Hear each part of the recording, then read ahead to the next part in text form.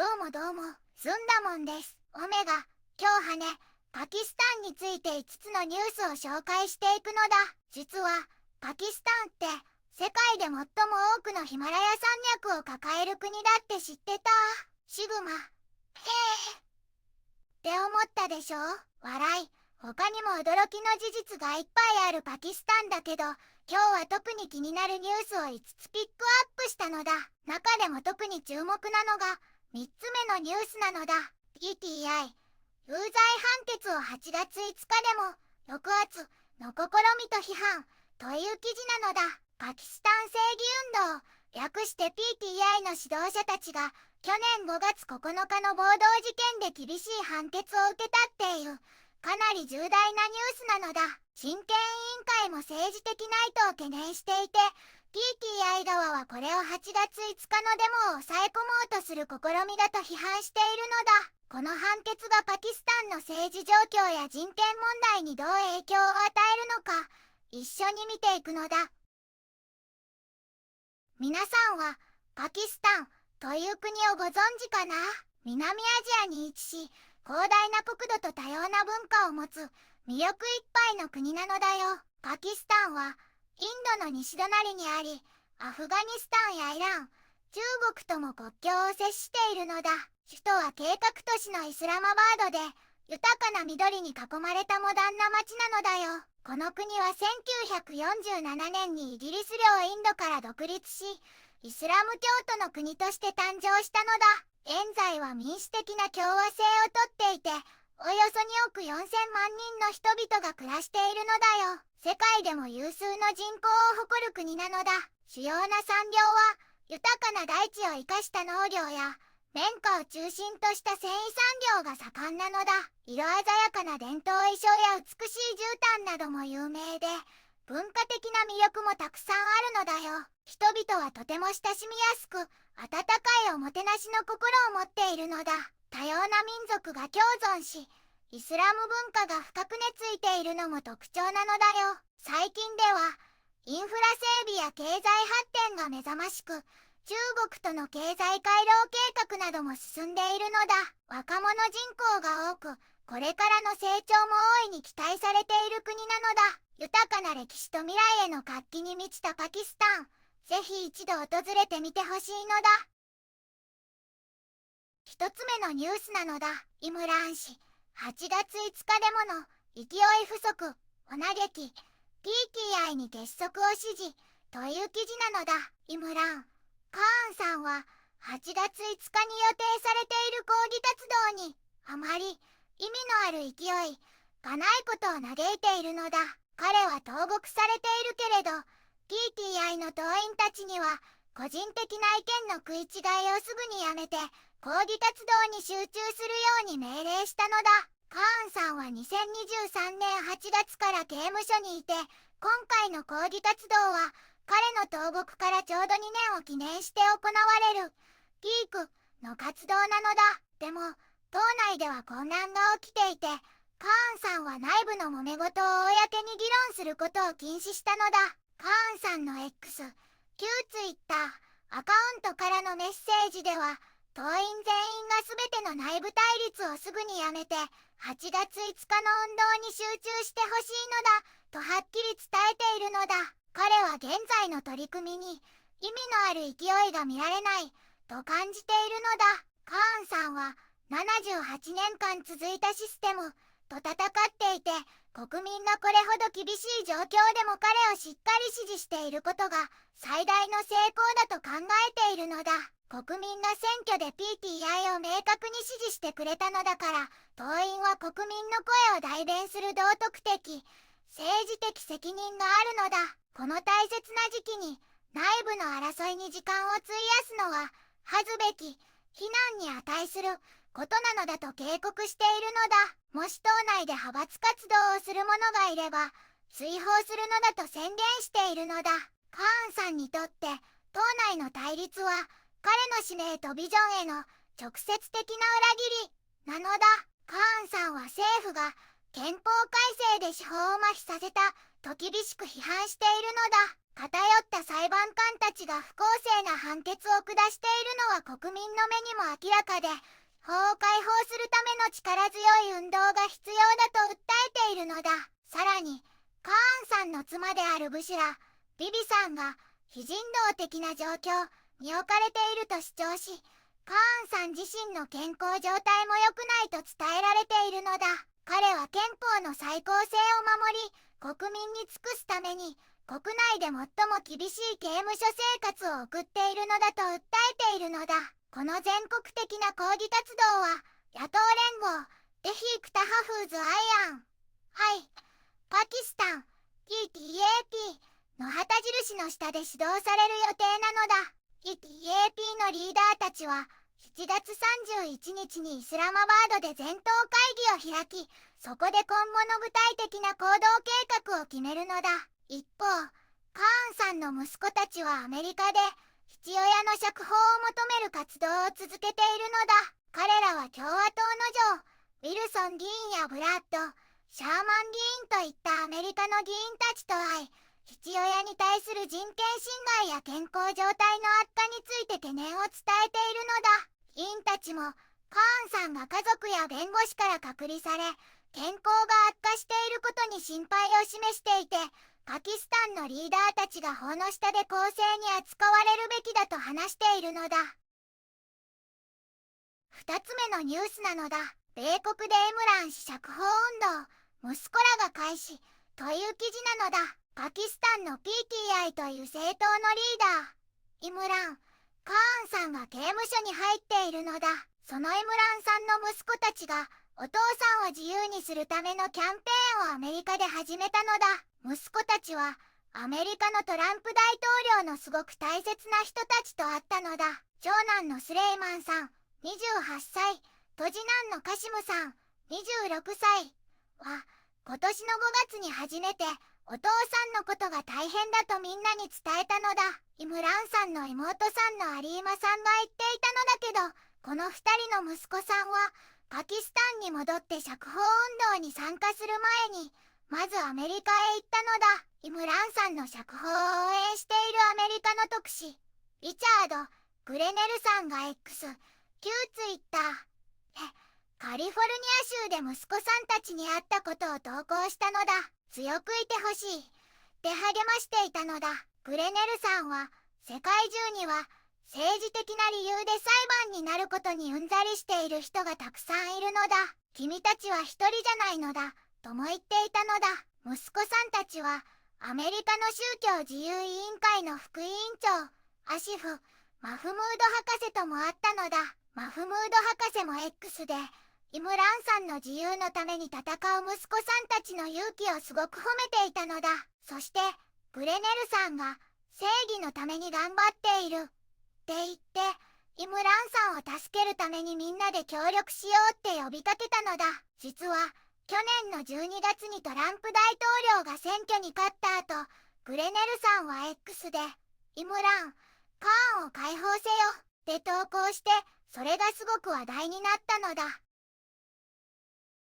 3つ目のニュースなのだ。PTI 有罪判決を8月5日でも抑圧の試みと批判という記事なのだ。パキスタンでパキスタン正義運動略して PTI の指導者たちが去年の5月9日に起きた暴動事件で厳しい判決を受けたのだ。これに対しパキスタンの人権委員会 HRCP は判決のタイミングや厳しさが政治的な動機と受け取られかねないと疑問を呈しているのだ。 HRCP は声明でドクター、ヤスミン、ラシッドさんやオマル、サルファラズ、シーマさん、イジャズ、チョードリーさんといった PTI の主要なリーダーたちがすでに2年以上も刑務所で過ごしているのに、今回の10年の有罪判決は法的な透明性よりも政治的な意図があるように見えてしまうリスクがあるのだと懸念を表明しているのだ。暴力行為への責任は重要だけれど、テロ対策法を政治家に対して使うのは比例原則や適正手続きの観点から疑問が生じ、法制度への国民の信頼を損なう可能性があると訴えているのだ。一方、PTI のスポークスパーソンは、この判決を8月5日に予定されている PTI の運動を押さえつけようとする不法な試みだと厳しく批判しているのだ。PTI はどんな圧力にも屈することなく活動を続けると宣言しているのだ。ラホールでは PTI の国会議員たちがパンジャーブ州議会の野党党首であるマリク・ハーメド・カーンバチャルさんへの10年の刑罰に抗議するデモを言っているのだ。今回の判決はパキスタンの政治状況と人権問題に大きな波紋を広げているのだ。法の公平性や国民の信頼がどうあるべきか改めて考えるきっかけとなる出来事なのだ。4つ目のニュースなのだ。イムラーン氏 PTI 党員に党内問題の公表を禁じるという記事なのだ。みんな聞いてほしいのだ。パキスタンの PTI という政党のイムラン・カーンさんがとっても大事な命令を出したのだ。それはね、党のメンバーに党の中のことはみんなの前で話したり SNS とかメディアに出したりしちゃダメなのだってことなのだ。どうしてそんなことになったかというと、最近党の中でちょっと混乱があったからなのだ。イムランさんは8月5日に刑務所に入ってから2年になるのを記念して大きな抗議活動を計画していたのだ。でも別の州のリーダーさんが記者会見で90日以内に最終的な動きをするのだって違う日程を言っちゃって、みんなが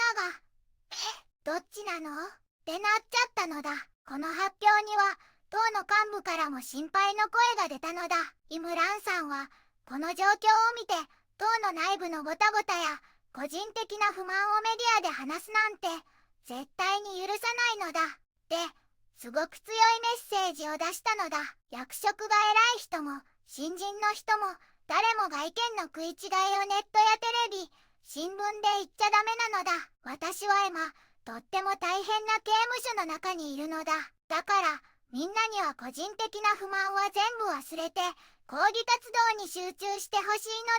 のだって言ってるのだ。イムランさんが目指しているのはパキスタンで基本的な人権をちゃんと取り戻すことなのだ。もしこの抗議活動に参加しない人がいたら刑務所の中にいても私が最終的な決定をするのだってすごく真剣に言ってるのだ。実は党の中ではリーダーとイムランさんの間でうまく連絡が取れてないコミュニケーションギャップがあるって言われているのだ。イムランさんの妹さんがイムラン抜きで物事が進んでるんじゃないかって心配したこともあったり、みんなが互いを信じられない状況になってるって話もあるのだ。だからイムランさんはみんなに団結して大きな目標に向かってほしいって願っているのだ。この命令は党の内部を立て直して抗議活動を成功させるためのイムランさんの強い気持ちが込められているのだ。みんなイムランさんのためにしっかり協力するのだ。5つ目のニュースなのだ。プロレス界の伝説ハルク・ホーガンさん71歳で死去という記事なのだ。ハルク・ホーガンさんが71歳でお亡くなりになったのだ。ワールド・レスリング・エンターテイメント WWE が発表したのだ。ホーガンさんは1980年代にプロレス界の顔となり、怪しげな見せ物だったプロレスを数十億ドル規模の家族向けエンターテイメントへと変革するのに貢献したポップカルチャーの象徴的存在だったのだ。彼の死因は公表されていないのだ。本名はテリー・ジーン・ボレアで1953年8月11日に生まれたのだ。若い頃はベースギターを弾いていたけどプロレスの道へと進んだのだ。トレーニングでは後にアナボリックステロイドを使っていたことを認めていて、彼の腕は24インチの錦蛇と呼ばれたのだ。彼のハルクというニックネームは当時のコミックヒーローから来ていて、長年マーベルコミックスにロイヤリティを支払っていたのだ。ホーガンという姓はプロモーターのヴィンセント・ J ・マクマホンが名付けたものなのだ。映画ロッキーさんでサンダーリックス役を演じて一躍有名になったのだ。その後 WWE に戻り、1984年にはアイアン・シークを倒して世界王座を獲得し、4年間も保持したのだ。彼は家中にその名を知られるようになり、スポーツ・イラストレイテッドの表紙を飾ったり、ミスター T のようなポップカルチャーのスターたちと共演したりしたのだ。WWE は年間 PPV イベントのレッスルマニアを軸にプロレス界を支配するようになったのだ。後にはライバル団体であるワールドチャンピオンシップレスリング WCW 移籍し、トレードマークの黄色いタイツから黒いタイツに変わり、ハリウッドホーガンという悪役ペルソナでキャリアを再活性化させたのだ。最終的には WWE に戻り、2002年のレッスルマニアで技ロックセンスと対戦したのだ。ホーガンさんは WWE 殿堂に2回も選ばれた、まさにプロレス界のベーブ・ルースと自称するほどの大物だったのだ。しかし彼のキャリアには論争もあったのだ。彼は2024年にドナルド・トランプ氏の大統領選を支持し、トランプマニアが暴れ回るのだ。ブラザーと叫んでシャツを破り、トランプ氏のタンクトップを見せるパフォーマンスもしたのだ。またプライバシー侵害でゴシップサイトゴーカーを訴え、1億4000万ドルの賠償金を得たこともあったのだ。2015年には人種差別的な発言が明るみに出て WWE から出場停止になったけど、2018年には復帰したのだ。彼は3回結婚していて、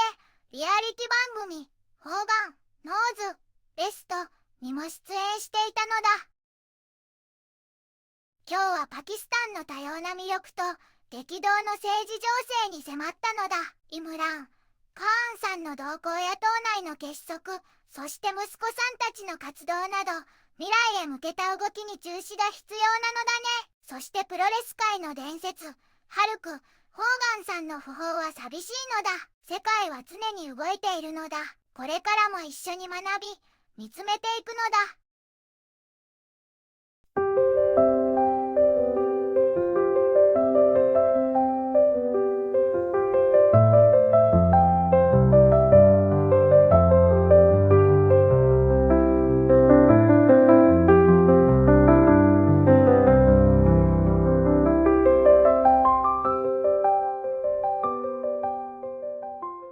こんにちはなのだ。この番組では世界のあまり知られていない国や地域からちょっと不思議でちょっと感動するニュースをお届けするのだ。日本ではあまり話題にならないけど、世界には僕たちが知らないままの出来事や優しさや驚きに満ちた物語がたくさんあるのだよ。テレビでもネットでもあまり見かけない。けれど本当はもっと伝えられるべき小さな世界の声。